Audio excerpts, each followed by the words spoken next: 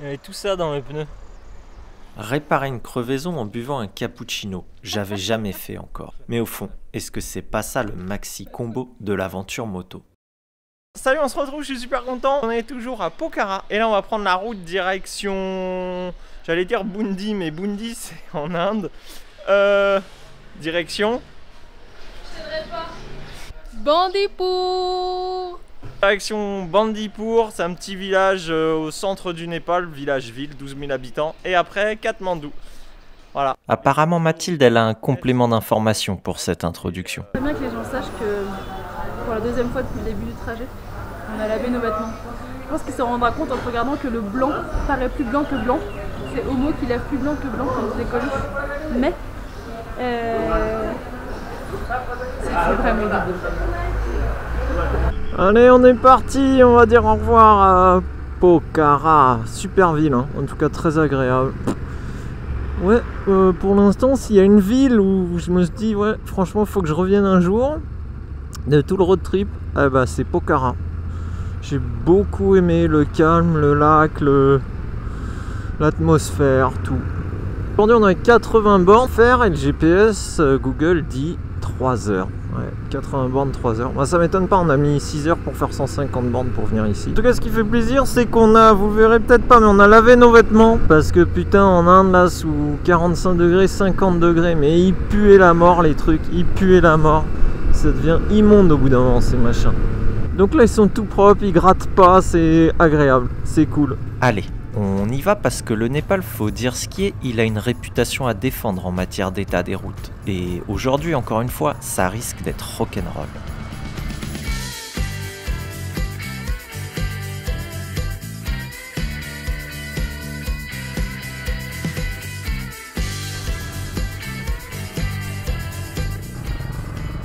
Bain de boue, bain de foule. Eh ben, t'es bien content d'avoir Yanaki Wild. Oh putain.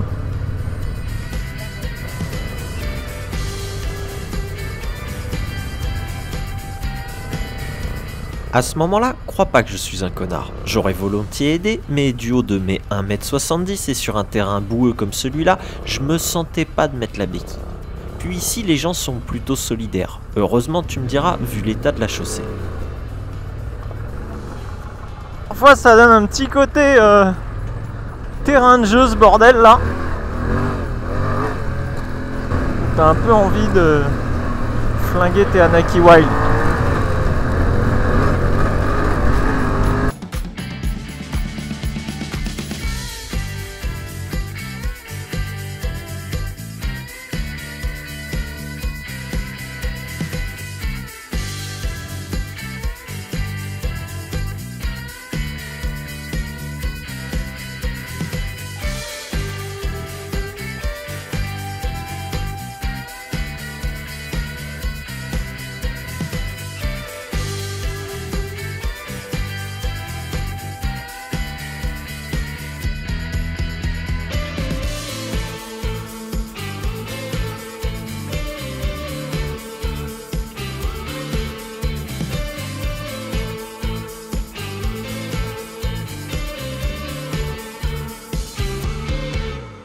À force de bouffer de la poussière comme des dingues, on se dit qu'il est peut-être temps de faire une pause, histoire de retrouver notre souffle.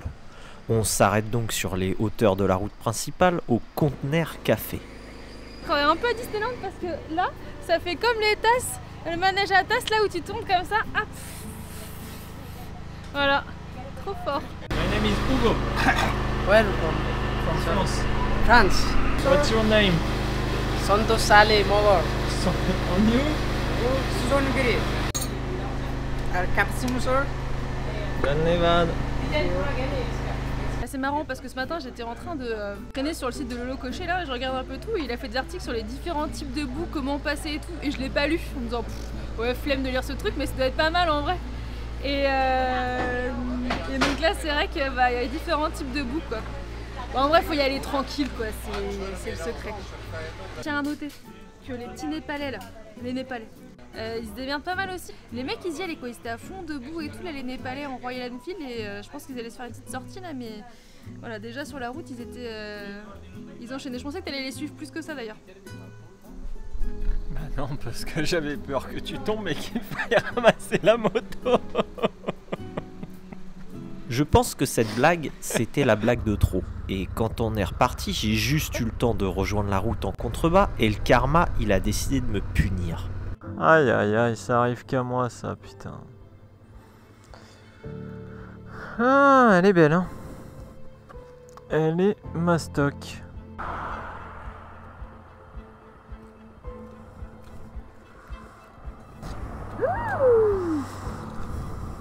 Oh la vache!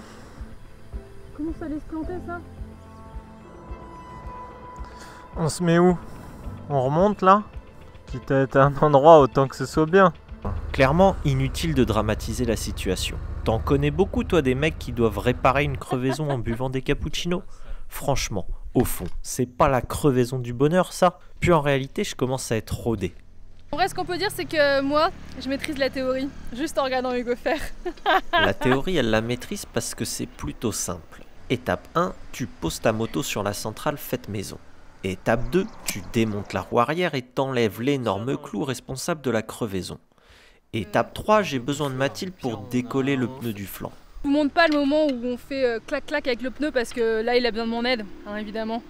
Pour soulever la moto, passer la béquille de ma moto en dessous et tout, voilà. Faut une femme forte à ce moment-là, quoi. Merci Mathilde pour le complément d'information. Étape 4, tu joues du démonte-pneu pour accéder à la chambre à air. Et enfin, étape 5, tu poses ta rustine. Moi je suis team Décathlon, et un simple kit de réparation vélo, bah ça t'emmène au bout du monde. Mais au fond, je suis sûr que toutes ces étapes de démontage, tu les connais déjà, elles sont plutôt simples. Toi, ce que tu veux voir, eh bien c'est la fameuse femme forte qui fait le remontage.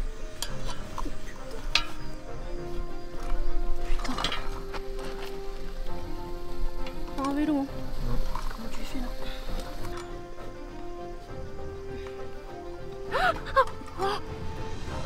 Ah, il est où le truc là? Je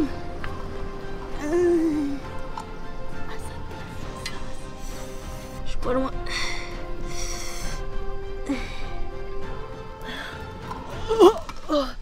Aïe aïe aïe. Mes petites mains de princesse. C'est plus simple avec un vélo, bordel! C'est souvent comme ça. La théorie c'est facile, mais la pratique c'est un peu plus chiant. Une fois la chambre à air en place, il faut encore jouer des biceps pour faire rentrer le pneu dans la jambe. La femme forte, elle aura un peu galéré, mais dans l'ensemble, elle s'en est plutôt bien sortie. On avait lavé nos affaires moto en machine à laver. Bah, franchement, zéro intérêt quoi. C'est déjà tout cracra.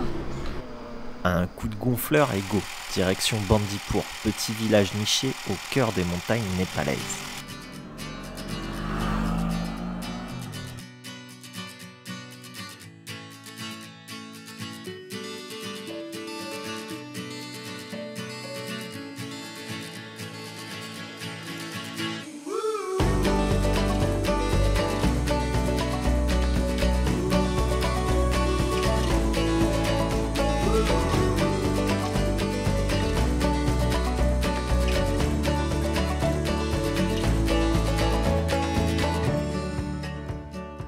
Bandipur.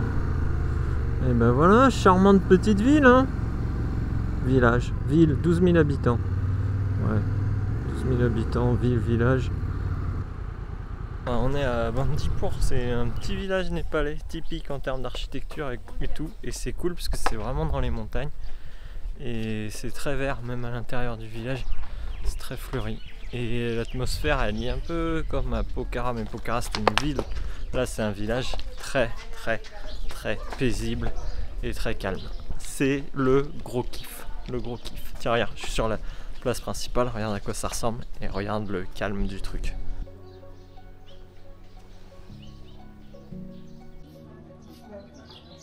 Bandipur, c'est un de ces endroits où t'arrives sans trop savoir à quoi t'attendre et tu finis par rester plus longtemps que prévu. Ça a des airs de petits villages figés dans le temps, avec ses façades néoires sculptées, ses balcons en bois patinés et ses ruelles pavées. Ici, c'est super chill. La végétation, elle est partout, aussi bien au niveau des montagnes et collines qui entourent la ville, mais également à chaque coin de rue, à chaque balcon.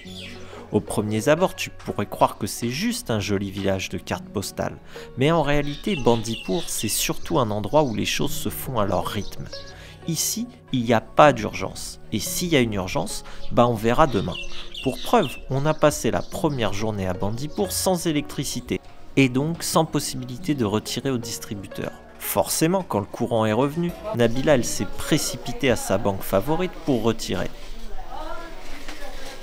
Bébé, compte les billets sur la table. Bébé, compte les billets sur la table. Bébé, compte. Tu comprends pourquoi j'ai fait un plan de Mathilde qui retire chez Nabila TM. Ouais. Voilà.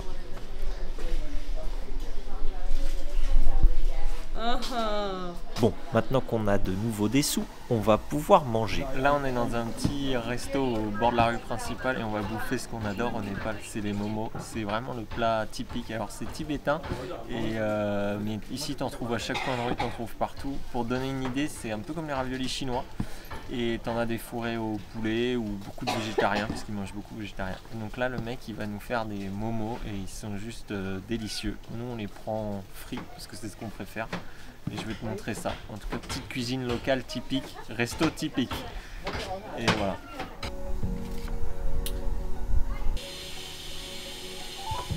Regarde-moi ça, des momos entièrement faits à la main. C'est l'avantage des coupures d'électricité. On ne peut pas conserver des produits congelés, donc il faut forcément manger des plats frais. Nos momos, ils seront d'abord cuits à la vapeur, puis ensuite dorés à la poêle, pour leur donner un côté croquant irrésistible.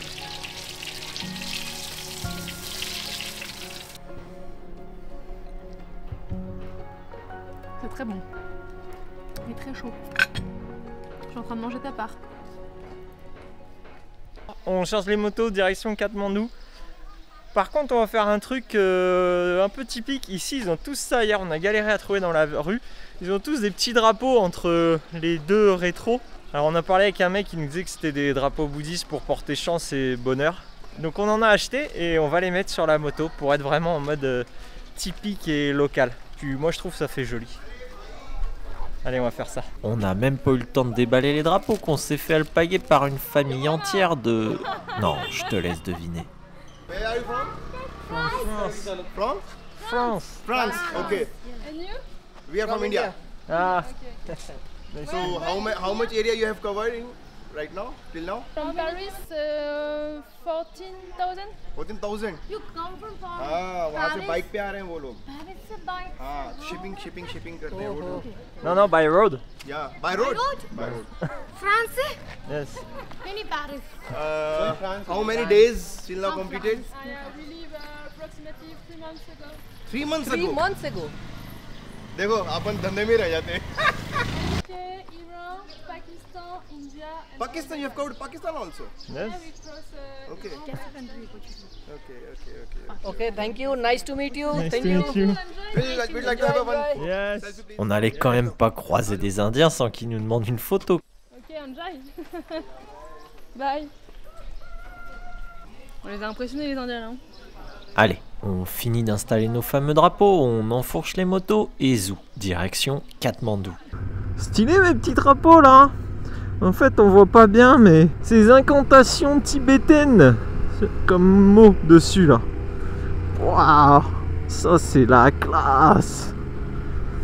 Je crois qu'elle a pris de la valeur la ma Ténéré 700 là.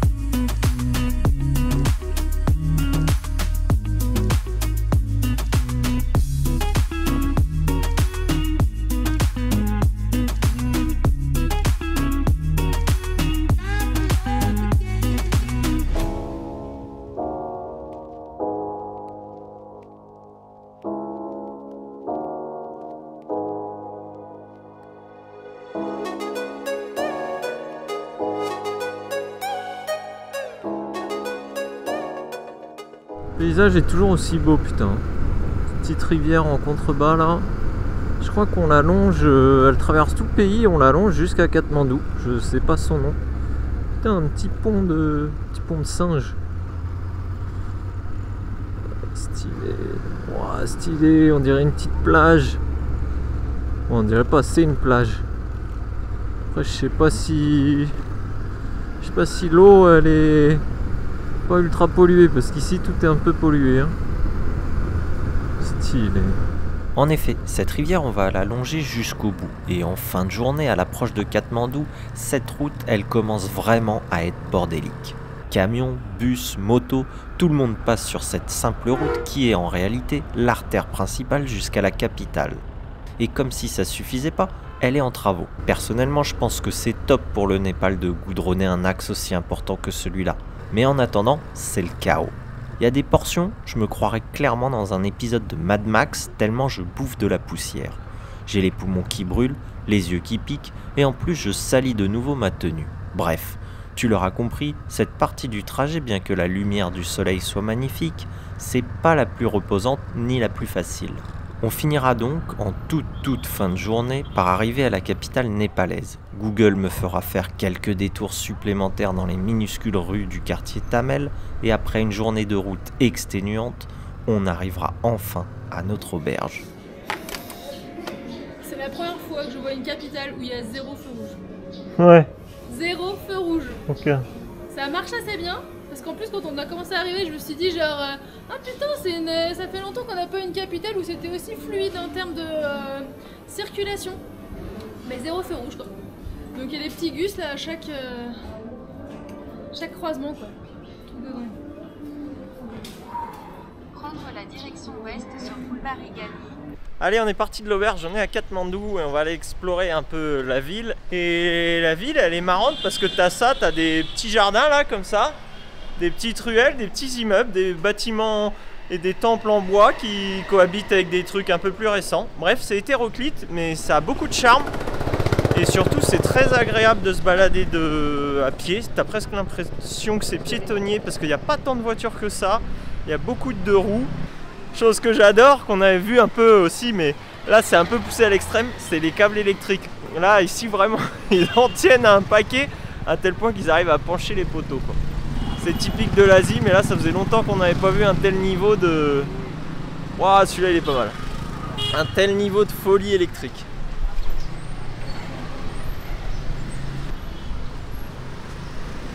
La capitale népalaise, c'est vraiment un lieu agréable où tu peux facilement déambuler à pied. C'est une ville où il y a un mélange incroyable entre urbanisme et spiritualité.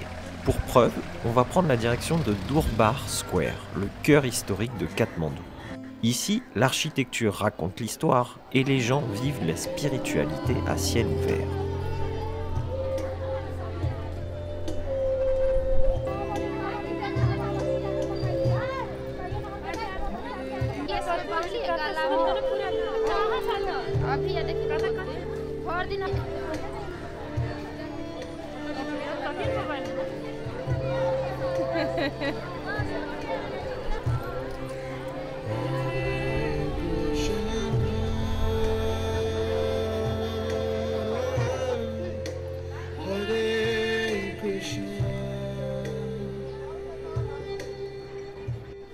Durbar Square, c'est un lieu qui regroupe une douzaine de temples d'époques différentes ainsi que des palais. Ici, les toits en pagode semblent empilés les uns sur les autres et cohabitent avec la ville moderne. Même si la ville s'agite autour, il y a quelque chose d'intemporel. La plupart des édifices sont bâtis en briques de terre. C'est d'ailleurs ce qui leur confère cette teinte rouge. Le bois, lui, richement décoré, est principalement utilisé pour habiller les façades, portes et fenêtres. Les motifs sculptés illustrent généralement des divinités, des créatures mythologiques ou des motifs floraux, mais pas que. Moi je suis hyper impressionnée parce que y a quand même des poutres en bois qui sont très finement sculptées, mais tellement finement sculptées que en fait il y a plein de scènes de cul quoi, mais genre littéralement, puis assez explicite hein, franchement genre ils sont assez forts, hein. Moi je suis assez épatée de la qualité du rendu. Je sais pas qui étaient les sculpteurs, mais en tout cas, vraiment vraiment fort en sculptage quoi, pour arriver à des rendus aussi explicites. Mathilde, elle te donne pas que des leçons de mécanique, elle fait aussi dans le guide touristique. En reprenant notre déambulation dans la ville, on traversera une rue entière bordée d'ateliers ouverts, avec des moteurs en pièces détachées, des outils qui traînent partout et des jeunes mécanos aux mains noires de cambouis en train de bricoler des motos.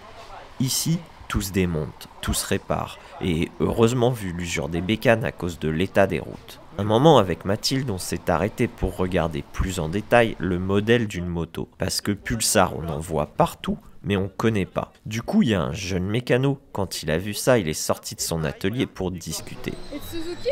No, Pulsar. Pulsar. Pulsar? Pulsar, yes. Ok. Yes, because we don't have this in France, Yeah. Pulsar. We don't know this one. This is the best bike in Nepal. Okay. Yes, a lot of people got this. Yes. It's comfortable to sit, comfortable to ride. Ok. And 220 is the biggest Pulsar? Dominar is bigger than this. Domino. It's 400 cc. It's a monocylinder or dual? Dual. Yes, okay. Dans la discussion, on apprendra qu'il a toujours voulu réparer des motos et qu'il vient juste d'ouvrir son propre atelier. J'avoue que là, en voyant les tags au mur façon Hell Angel, le célèbre gang de motards américains, mais version népalais, sur une moto off-road, eh bien là, ça a du style. Quand il a vu que je kiffais autant l'endroit, il a même voulu me montrer l'arrière-boutique. Come in. Ah, this is your child? No, my sister's sister's child. It's a very cool place. Yes. You get tired, I come and relax. Hello. Namaste Gardev.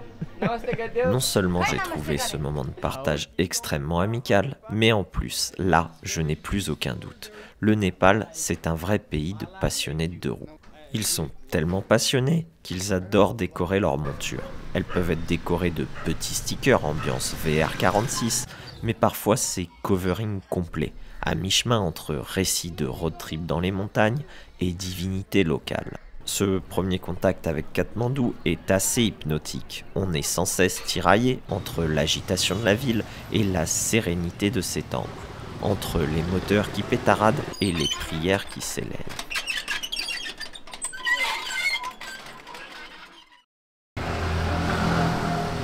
Bah voilà, l'achat de la ménagère accompli. Un petit balai version indo-népalais là, comme ils ont partout pour nettoyer. Quand on est là, c'est-à-dire quand elle ramène en souvenir un balai, au-dessus c'est le soleil. Please subscribe channel. Bye.